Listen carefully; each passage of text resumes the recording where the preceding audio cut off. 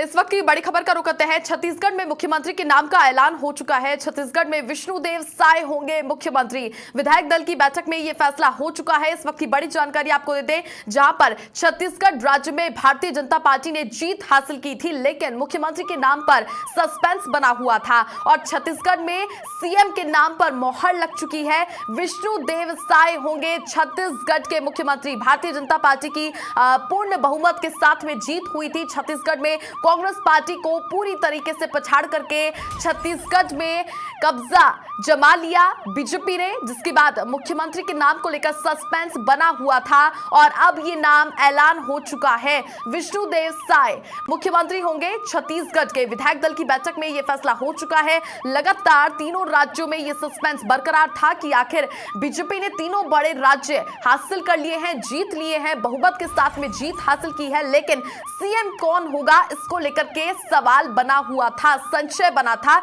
लेकिन अब छत्तीसगढ़ राज्य में यहां पर सीएम के नाम का खुलासा हो चुका है। देखिए, विधायक दल की बैठक में ही यह फैसला हुआ है। छत्तीसगढ़ में पर्यवेक्षकों की भी घोषणा की गई थी, जिसके बाद पर्यवेक्षकों की ओर से विधायक दल की बैठक हुई, पर्यवेक्षकों के द्वारा फीडबैक दिया गया और जो नाम फाइनल हुआ है वो है विष्णुदेव साय।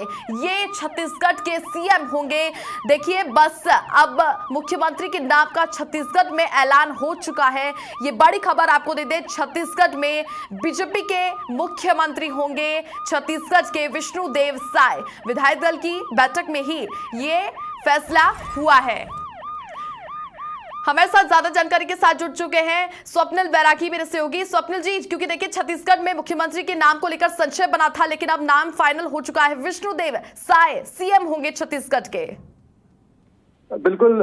देखिए, अगर हम समझने की कोशिश करें तो जो तीन नाम सबसे ज्यादा दौड़ में चल रहे थे, जो शुमार थे, उनमें विष्णुदेव साय का नाम भी शुमार था। विष्णुदेव साय, ओपी चौधरी और रमन सिंह, इन तीन नामों पर चर्चा की जा रही थी।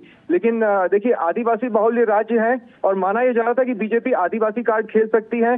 ऐसे में इसमें कोई शक की बात नहीं है। आदिवासी कार्ड बीजेपी ने खेला है, किसान कार्ड भी आप इसे कह सकते हैं।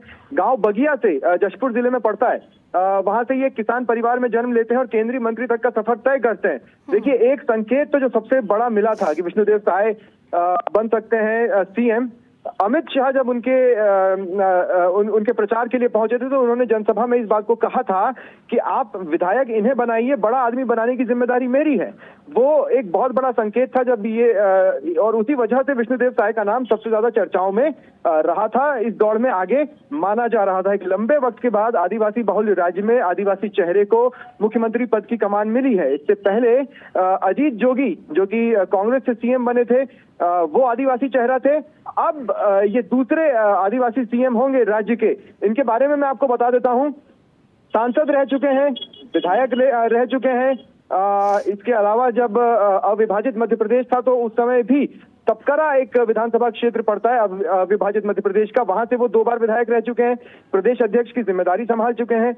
आरएसएस के बेहद नजदीकी माने जाते हैं और एक बहुत अच्छा प्रभाव जो केंद्रीय नेतृत्व इनकी इमेज का गया था, वो तब गया था कि जब ये बात उठी थी कि सांसदों के टिकट काटे जाने हैं, तो उन्होंने सबसे पहले इस बात का समर्थन दिया था और अपना इस्तीफा दिया था। उन्होंने स्वीकार कर लिया था कि ठीक है, आप मेरा नाम काट दीजिए, मैं नहीं खड़ा होऊंगा। तो ये एक बड़ा मैसेज पार्टी को गया था विष्णुदेव साय के ओर से कि ये संगठन को महत्व देते हैं और बीजेपी ऐसे चेहरों को इनाम देना बहुत अच्छे से जानती है। उन्होंने एक ऐसे व्यक्ति को सीएम चुना है जो कि संगठन की भी सुनता है, संघ की भी सुनता है, लोगों की भी सुनता है, संगठन चलाने का भी अच्छा खासा अनुभव है, एडमिनिस्ट्रेशन का भी अच्छा खासा अनुभव है, क्योंकि जैसा कि मैंने आपको बताया वो पूर्व में केंद्रीय मंत्री रह चुके हैं, सांसद रह चुके हैं, विधायक रह चुके हैं, तो अच्छा खासा एक्सपीरियंस है। और रही बात छत्तीसगढ़ की, तो आदिवासी लोगों के बीच में एक अच्छी पहचान रखना, उनके बीच में पैठ रखना, उनकी बातों को समझना बड़े कोई आश्चर्य की बात नहीं होगी। मैंने खुद विष्णुदेव साय के वर्क कल्चर को देखा है। वो जिस तरह से अपने घर में लोगों को इनवाइट करते हैं, आप देखेंगे अमूमन कई ऐसे चेहरे होते हैं जिनसे आप मिलने के लिए पहुंचते हैं तो बहुत लंबा इंतजार करना पड़ता है। लेकिन अगर विष्णुदेव साय तक ये मैसेज जाता था कि घर में कोई आपसे मिलने आया है, आपके विधानसभा क्षेत्र से आया है रायपुर में, तो वो उससे मिलने के लिए समय निकालते थे, किसी भी हालत में उससे मिलने के लिए पहुंचते ही पहुंचते थे। इसके अलावा उनके घर में भी व्यवस्थाएं भावनाएं कुछ इस तरह की थी कि अगर वो छोटा मोटा प्रजा दरबार या जनता दरबार लगाना चाहें तो हर वक्त वहां पर अवेलेबल रहते थे। ऐसे में ये एक बड़ा कदम है। आप इसे किसान कार्ड भी कह सकते हैं, आदिवासी कार्ड भी कह सकते हैं, और रेस में चल रहे नामों में से उस नाम पर मोहर लगी है जिसे खुद अमित शाह कह चुके हैं कि इन्हें आप विधायक बनाइए, बड़ा आदमी बनाने की जिम्मेदारी मेरी है। उन्होंने बड़ा आदमी बना दिया है। बिल्कुल स्वप्निल जी, क्योंकि देखिए बीजेपी ने पूर्ण रूप से आदिवासी कार्ड खेलते हुए आदिवासी नेता को सूबे का मुखिया बना दिया है। ये कहना बिल्कुल गलत नहीं होगा, क्योंकि देखिए सहज, सरल और शांत स्वभाव के भी माने जाते हैं विष्णुदेव साय। बिल्कुल, देखिए मैंने आपको बताया कि संगठन चलाने का भी अनुभव है। रमन सिंह के भी वो करीबी रहे हैं। ऐसे में रमन सिंह की तरफ से किसी तरह का अपोजिशन इनके नाम पर आ पाता, ऐसा नहीं हो सकता था। संगठन चलाते थे, कड़े निर्णय भी लेते थे, लेकिन सर्वसम्मति से लेते थे। वो लोगों को बिठाते थे, अगर किसी की नाराजगी भी आती थी तो वो उसे बिठाते थे संगठन के चेहरों के बीच में, उसे समझाने की कोशिश करते थे, उसे बताते थे कि ये क्यों जरूरी है, और अपनी बात मनवा ले जाते थे। ये वो खूबी है जो विष्णुदेव साय को बहुत से लीडर से अलग भी बनाती है। आपने कहा सहज सरल स्वभाव, मैंने आपको इसका भी एक उदाहरण दिया कि अगर लोग उनसे मिलने आ रहे हैं तो ये कंफर्म है मिलेंगे। उनके घर में आप देखेंगे बाहर की तरफ एक छोटा सा बगीचा है जहां पर वो लोगों के साथ खुद बैठा करते थे। अगर कोई घर के अंदर भी आना चाहता है तो ऐसा नहीं है कि उन्होंने लोगों के लिए अलग और मेहमानों के लिए अलग रूम बनाया हो। एक ही कॉमन रूम उनके घर में है जिसमें वो आम लोगों से भी मिलते हैं, खास लोगों से भी मिलते हैं। तो किसी को भी ये अंदाजा नहीं होने देते कि मैं लीडर हूं तो मैं आपसे अलग हो गया हूं या मैं बड़ा हो गया हूं और मैं आप लोगों के साथ डिफरेंशिएशन करूंगा। ऐसा कोई मैसेज कभी भी विष्णुदेव साय की ओर से नहीं गया। एक खास बात जो मैं यहाँ पर दोबारा आपको बता रहा हूँ वो यही है कि जब पार्टी ने सोचा हमें सांसदों के टिकट काटने हैं तो उन्होंने सबसे पहले आगे आकर कहा कि मैं इसके लिए रेडी हूं। अगर संगठन को ये महसूस होता है तो मैं बिल्कुल अपोजिशन नहीं करूंगा। वो सबसे पहला चेहरा थे जिन्होंने पार्टी के उस फॉर्मूले पर अपनी मोहर लगाई।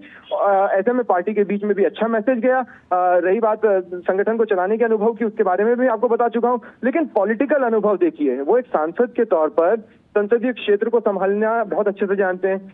केंद्र में मंत्री रह चुके हैं। ऐसे में उन्हें एडमिनिस्ट्रेशन का भी अच्छा खासा नॉलेज है। छत्तीसगढ़ तो आप ऐसा समझ लीजिए कि वो छत्तीसगढ़ के विकिपीडिया है। छत्तीसगढ़ को बहुत अच्छे से जानते हैं, छत्तीसगढ़ के कोने कोने को जानते हैं और वहां की समस्याओं के बारे में जानते हैं। विपक्ष के साथ भी उनके संबंध बहुत मधुर हैं। कांग्रेस के कई चेहरों के साथ उनकी दोस्ती की मिसालें आज भी दी जाती हैं। ऐसे में विपक्ष को साथ में लेकर चलने की जब बारी आएगी तो विष्णुदेव साय को काट पाना, देखिए राजनीतिक मजबूरियां अलग होती हैं। वो विपक्ष विरोध करेगा, विधानसभा में भी हो सकता है कार्रवाई के दौरान जमकर हंगामा मचाए, लेकिन विष्णुदेव साय का इंडिपेंडेंट विरोध कर पाना विपक्ष के लिए भी इसलिए मुश्किल रहेगा क्योंकि वो भी विष्णुदेव साय को जानते हैं, उनकी एबिलिटीज के बारे में जानते हैं, उनकी क्वालिटी के बारे में जानते हैं, उनके कैरेक्टर के बारे में जानते हैं। तो ये एक ऐसा कदम है जिसके जरिए आप कह सकते हैं कि अगर कांग्रेस किसी तरह के विरोध के बारे में कुछ सोच भी रही थी तो अब उनके पास ज्यादा कुछ मसाला बचा नहीं है। अगर पार्टी रमन सिंह को दोबारा बनाती तो रमन सिंह भारी एंटी इनकम्बेंसी झेल चुके हैं। ओपी चौधरी भी एक ऐसा नाम थे जो कि तेज तर्रार माने जाते हैं, लेकिन वो काफी एग्रेसिव चेहरा होते हैं छत्तीसगढ़ की पॉलिटिक्स में। आदिवासी समाज सौम्य समाज होता है, सहज लोगों को पसंद करता है, और वैसे चेहरे को आगे बढ़ाना अपने आप में एक बहुत बड़ा मैसेज है। और वो ये भी साफ कर रहा है कि बीजेपी अगले 5 साल नहीं देख रही है, वो आगे के 10 साल, 15 साल, 20 साल को भी सोच कर चल रही है, और ऐसे चेहरे को आगे बढ़ाया गया है। स्वप्निल जी, डिप्टी सीएम को लेकर क्या लग रहा है, क्योंकि देखिए अब सीएम के नाम का फैसला हो चुका है, ऐलान भी किया जा चुका है, क्या लगता है डिप्टी सीएम को लेकर के? नहीं, मुझे नहीं लगता कि छत्तीसगढ़ में कोई डिप्टी सीएम वाला फॉर्मूला लागू किया जाएगा या उसको लागू करने की कोई जरूरत है। मुझे नहीं इस बारे में हम कह नहीं सकते। अभी इस तरह की कोई बात छत्तीसगढ़ को लेकर चर्चाओं में भी नहीं थी, और मुझे नहीं लगता है कि आलाकमान छत्तीसगढ़ के लिए विशेष तौर पर डिप्टी सीएम के लिए कुछ सोच रहा होगा, क्योंकि देखिए छोटा राज्य है, बहुत बड़ा राज्य नहीं है।